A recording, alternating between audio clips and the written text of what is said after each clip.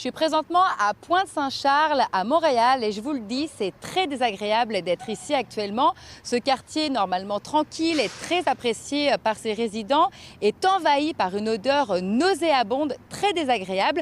En fait, c'est une odeur qui émane du chantier qui se trouve ici, juste à côté de moi. C'est un chantier pour la construction d'un CPE de 200 places. Bon, c'est un beau projet, vous me direz, sauf que les travaux d'excavation et de décontamination nécessaires entraînent une odeur insupportable.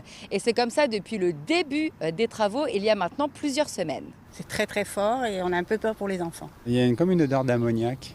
Ouais, c'est prenant. Bon, surtout quand il y a des enfants, alors là, ça devient quand même un petit peu délicat. Les résidents sont nombreux à avoir fait des plaintes auprès de la ville concernant cette odeur. Et en réponse, eh bien, des inspecteurs ont été envoyés pour faire des analyses plus approfondies sur les contaminants du site.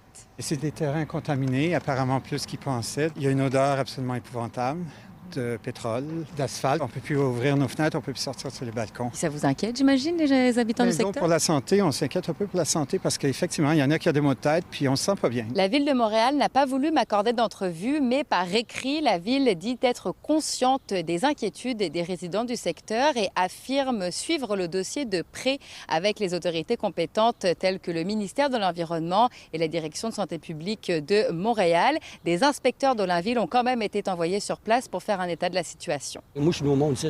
C'est un coin que t'as toute la machinerie ici, les hangars à train, c'est rien que des affaires de réparation de train. Hein.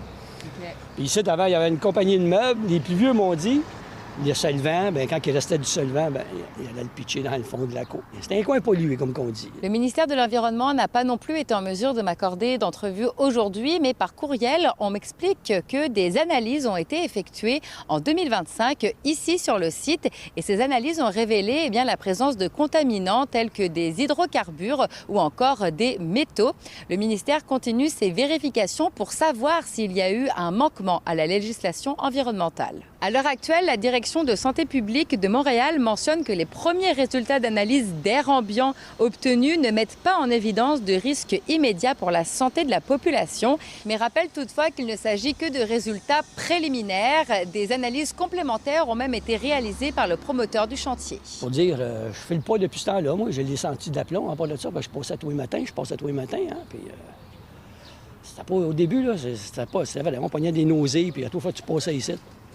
Ils ont mal planifié, il aurait fallu qu'ils fassent, je sais pas, un mur ou barrer la rue, pour au moins le temps de faire tout ça. T'sais. Et en attendant, eh bien, le chantier demeure fermé à l'initiative du promoteur dans l'attente de résultats additionnels, mais surtout de recommandations concernant les mesures de gestion appropriées.